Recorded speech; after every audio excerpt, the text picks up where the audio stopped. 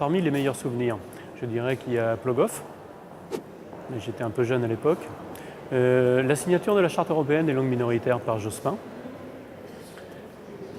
et puis la grande manifestation que nous avons faite juste avant l'élection régionale qui a vu Jean-Yves Le Drian arriver à la région.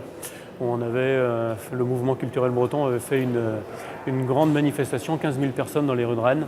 C'était un grand moment.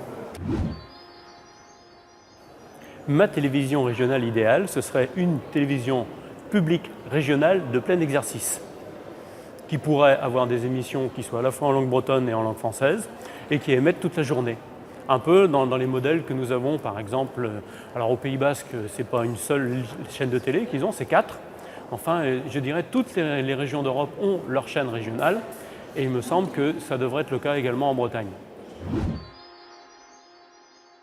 Alors, FR3 Bretagne est d'utilité publique parce qu'elle donne une image de la Bretagne, mais elle donne aussi une image de la Bretagne vue par les Bretons.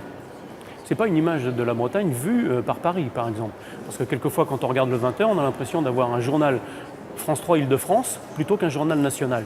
Donc nous avons bien des visions qui sont différentes et qui sont des visions dans lesquelles on se reconnaît. Donc FR3 a cette utilité-là. Elle a aussi une utilité évidemment dans les langues de Bretagne, et en particulier dans la langue bretonne, puisque c'est quelque chose qu'on ne trouve pas ailleurs, ou qu'on trouve assez peu ailleurs.